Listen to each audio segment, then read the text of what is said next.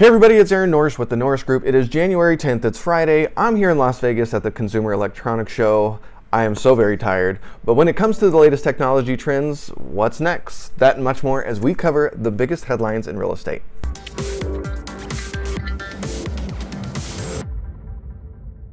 You won't want to miss the radio show and podcast this week. We've got Derek Harm back for a second interview, and I'm really happy he did it. Derek Harms is a real estate investor, a Compass Realtor, as well as the president of the North San Diego Real Estate Investor Club.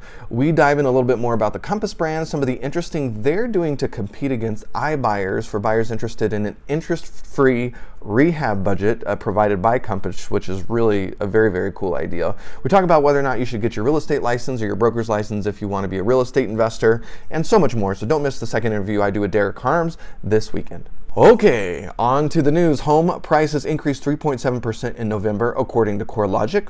Meanwhile, housing inventory is at its lowest in 2 years. The Mortgage Bankers Association reported mortgage applications decreased 1.5% from the last 2 weeks, and Freddie Mac reported mortgage rates began this year by decreasing, putting 30-year rates now at 3.64% and 15-year rates at 3.07. Before I get to the news, I want to announce that we are extending the early bird special for Turmoil by 1 week because we have some exciting announcements.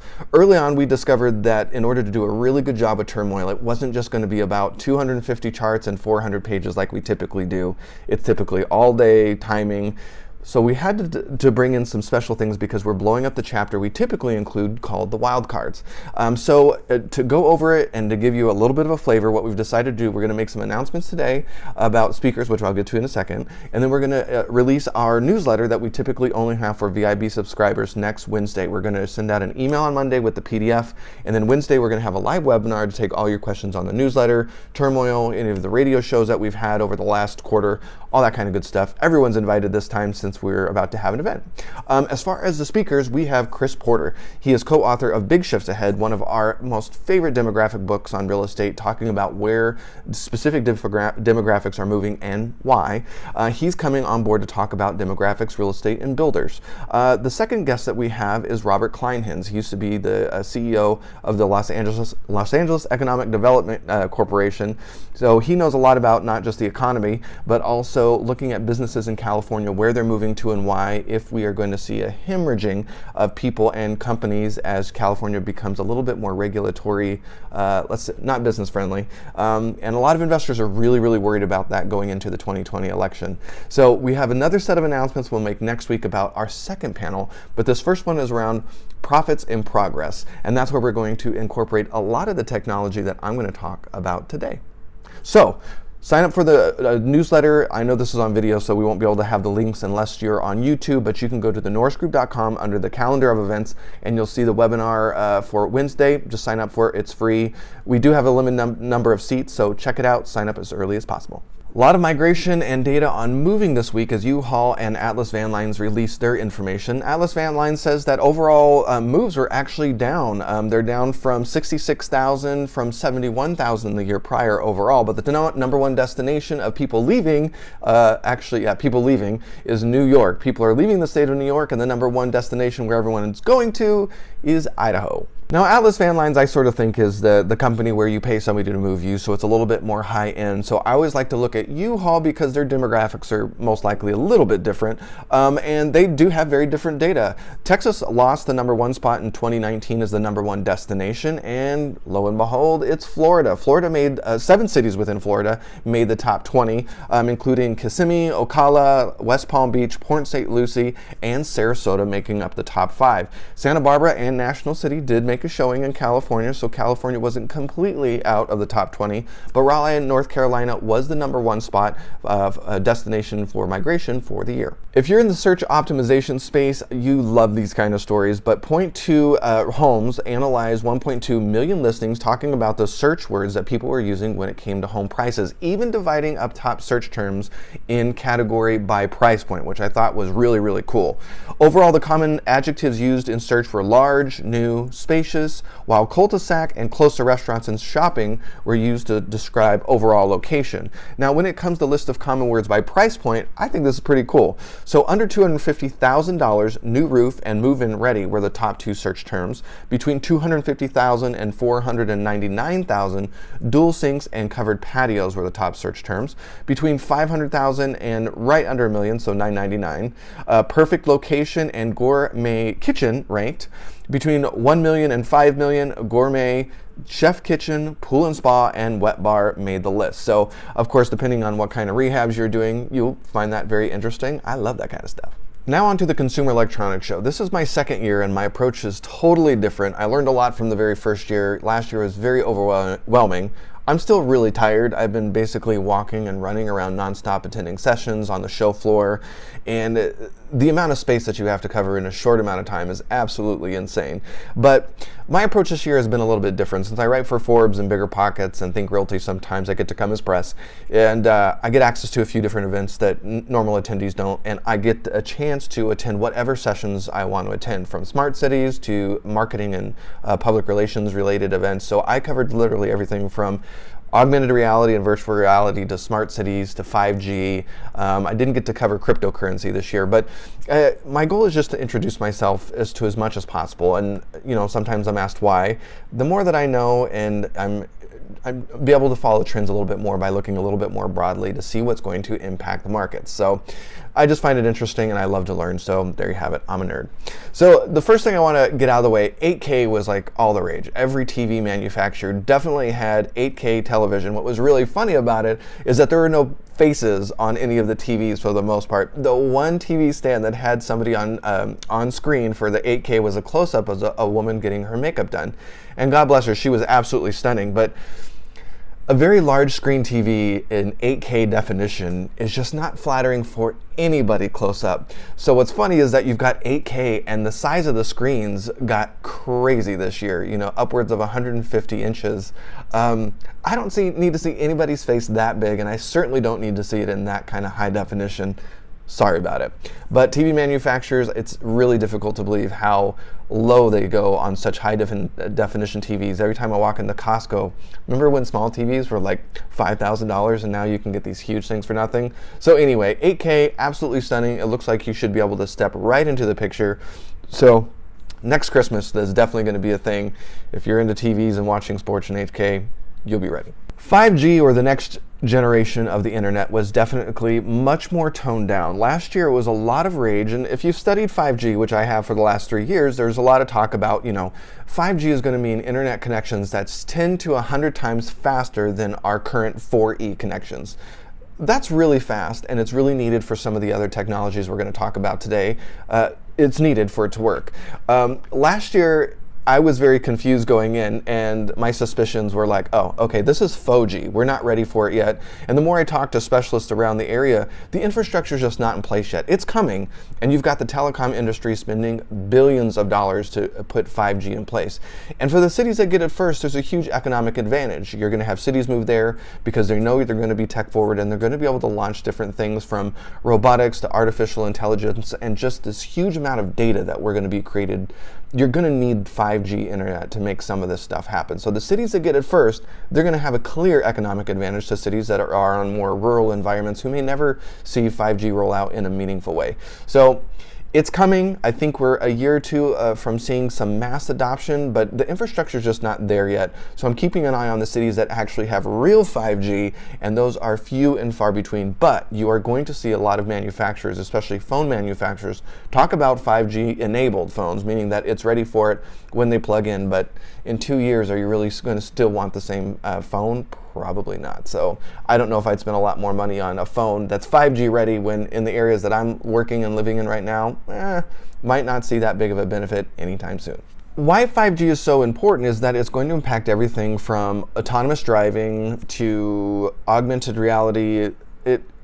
in short, if you've got internet speeds that are 100 times faster, you're going to be able to have things like glasses that look like normal glasses, but that are going to be able to display augmented, reality or information on the world that you're looking at. And you're not going to have hardware that looks like this on it. When Google Glasses, I think it was 2012, they rolled out, you were called a glass hole because you literally had like a big box like right here looking around, and you look stupid. So they called you a glass hole. It's pretty funny.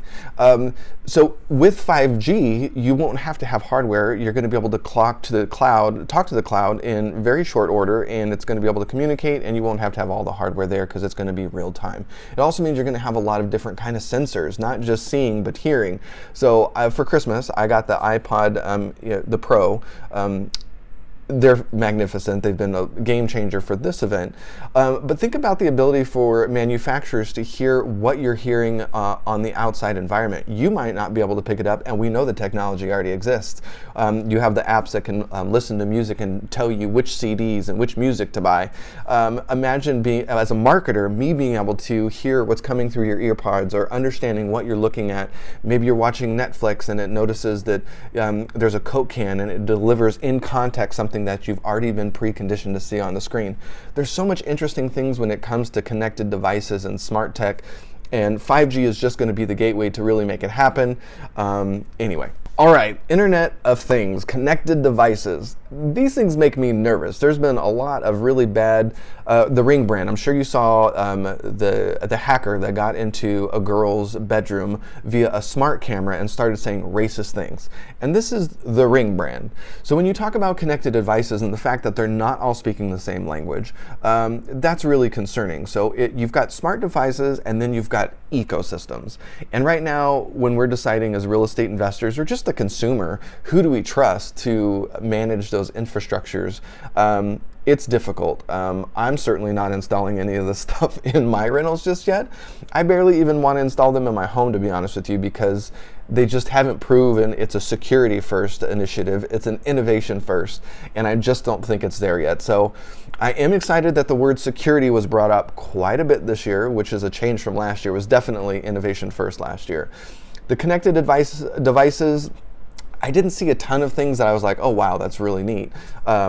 It's just, you can connect everything. A lot of the ecosystems and several brands, alarm.com, the Moen brand, let's see, Finn is with, Wemo, Linksys, the Linksys brand. So all these infrastructures that have really cool smart home devices, especially for landlords, which I'm writing a Forbes article on right now. It's coming. I think in the next few years, as a landlord, I would install some of these things right now, and they're going to come with discounts from insurance providers, and maybe even rebates from the utilities. So we'll wait and see. But as far as connected devices, I didn't see anything mind-blowing that I didn't see last year. I see the potential. I like that they're talking about security. I just need to see that it's going to happen. I did attend several sessions on the marketing and advertising side of things. I've been doing voice search for a while, so where voice and data meets wearable data. I don't know if there's a specific term for wearable data, and I was thinking a lot about the Apple brand. So Apple has been a little bit late to the smart home devices, and I'm beginning to think that they're taking a step back and really focusing on security because they're focused on wearables, not necessarily the smart home per se. Would you rather be on the body or be in a car? So what was interesting, there was a Chinese brand competitor that rolled out an official car to Tesla. And it's not just a car, they're pitching it as a smart device on wheels, so you have an integrated experience moving from your home into your car. It's called Byte, I believe. So it's not just a car, it's a smart connected device with screens everywhere, from your little keypad to the front, this huge screen. It's crazy. But when it comes to AR and VR anyway, in the marketing space, everything's about connected and having all these sensors and access to data. And the wearable data, I'm trying to think of the interesting things that comes about when, through the earpods, Apple can sense what I'm hearing in the environment. It can see if I have a watch on, they can monitor my heart rate, like if I'm excited, if I'm exercising, God knows if I'm having sex. I mean, the things that they're going to be able to track is a little uncomfortable, but no wonder they're focused on security first, which is really, really interesting, where you've got brands like Amazon, who eventually will probably start giving us a lot of hardware for free. I've been saying this for years, and let's be honest, it's not exactly free, but come on, smart speakers for $25 that's work and sound pretty good with all that technology. it's as close to free as it's going to be, but will they go lower? I think they're going to, because at the end of the day, they're a consumer. They're selling to consumers all their products. So as far as being in e-commerce, I think they're going to start being willing to give you away free smart speakers or even go lower, knowing that at the end of the day, that's not their end game. They want to sell you a lot of product. So as a marketer, I'm just getting a little bit more uncomfortable with the thought that I'm going to have to deal with G Mafia. Highly recommended book, The Big Nine. It's a book by Amy Webb talking about artificial intelligence. But from a marketing perspective, realizing that you are going to have to work with the G Mafia, Google, Facebook, Apple, Microsoft, IBM, and Amazon, sort of you're going to have to go through their platforms and you're going to have to play the game when voice is really the lead. When we get rid of screens and the wearables and the technology to where people can converse and move beyond the screen, they're the ones that are leading the charge. They're the ones we're already using and have adopted trusted brands. So we're not going to be going to Google, the search engine. We're going to be asking the Google Assistant for something. It's going to return probably 3 answers at most. How do I get on those top 3, knowing full well that at least 1, if not 2, are going to be paid advertisements? That's really uncomfortable. We're several years away, but I'm thinking about it now, knowing that that's a reality. That's why I was attending the marketing stuff. I didn't see anything crazy, just got my brain thinking about wearables, all the data coming as marketers that we're going to be able to market to. I'm pretty excited. Ivanka Trump did a very good job. I think Gary Shapiro with the Consumer Technology Association got a lot of flack for having Ivanka Trump out talking about technology, since there are so many incredibly talented women in the technology space. But let's be honest, at the federal government level, they're the ones that leads the charge and are putting together regulation and legislation that drives things like education and infrastructure. So I thought it was very appropriate, and she did a really good job. And what I realized is like the majority of the crap we see on TV is just BS, and that technology and the government are having robust conversations about where we need to go. But overall, the media, that's not what they're picking up, which is really frustrating. She did a great job. The audience seemed warm. She got lots of cheers, a few standing ovations. It was a packed crowd of thousands. One that's an interesting thing she brought up is the idea of upskilling several times in your career. I know, having been through school several times, undergrad in the arts and then an MBA, what I learned 10 years ago in my MBA, if I haven't kept learning, I'd be out of date. There's a sense, I constantly feel pressure to be learning, but she specifically brought up, a lot of times it's not going to be the standard education route via a 4-year degree, and that we have to have other ways that people get to meaningful work that pays well. So she did a great job talking about that, changes in education, and the commitment to working with technology partners to create the infrastructure necessary. So looking forward to seeing a lot more of that in the coming year. Who knows if we'll hear about it in the media, so you have to do digging on your own. Sorry about it. This video is already getting so long, and you'll have seen different pictures and stuff that will overlay some of the things while I'm talking, because nobody likes to look at my scruffy face because I haven't shaved all week.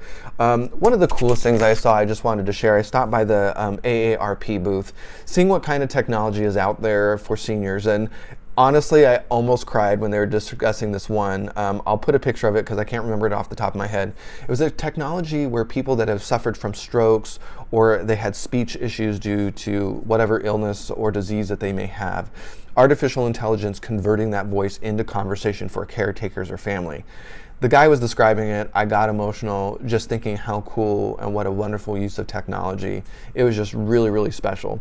The other thing that AARP was showing off was an augmented reality app where you will have an app on your phone and you'll be able to show it in your house, and AARP is going to be able to sense what you're pointing the camera out and will give you ideas on how to make your home more accessible. I thought that was really cool, so I will probably try to do some follow-up radio interviews with some people at CES talking about different things and their takeaways. I always love talking to people at the show, why they're there, where they come from. I talked to several people who had the word innovation in their title at work, and their whole goal there was exploring different technologies to bring back to their businesses, whether it was hotel, aviation. So they're exploring everything from voice to robotics and how to better serve their customers and create great customer experiences. So I'll do some radio interviews and try to explore some more, but really great week, learned a lot. I'm sure I'll be able to share more as I start writing some my articles for Forbes, so keep your eye out Love to know, what are you excited about seeing in 2020, or let's for the next decade, what do you expect to see as far as technology, especially as it applies to real estate? I'd love to hear what you have to say. If you're on YouTube, please leave your comments below the video, and don't forget to like and subscribe to the channel. Hit that bell if you'd like to receive notifications when we have new videos come online. If you're on Facebook or any other social media platform, please like and make sure to like the Norris Group page so you can find our content online whenever we produce it. Leave your comments below the video, give us some love, and don't forget to share. If we missed a story, also feel free to leave a link in the description below. Hey everybody, it's Aaron Norris with the Norris Group, and we'd love to see you out and about. January 14th, we're doing 6 things to succeed in 2020 with the Coachella Valley Real Estate Investors Association out in Palm Desert. Don't forget to mark your calendars for February 1st, Turmoil by Bruce Norris, and I'll be there too. We're going to be covering everything from lots and lots of timing to legislation possibly coming in 2020. We have some very special guests that we will announce probably in the middle of January as we finalize the scope of the full day event. It comes with subscription to our VIP, meaning you'll have access to over 70 hours of real estate investor education strategically focused on California. Also, don't forget March 19th and 20th, we're doing the Florida Buying Bootcamp. If you've thought about doing some 1031 exchanging or want to know what it takes to get into another market, you might really enjoy it. Check out thenorrisgroup.com/training to learn all about our upcoming events in a local market near you.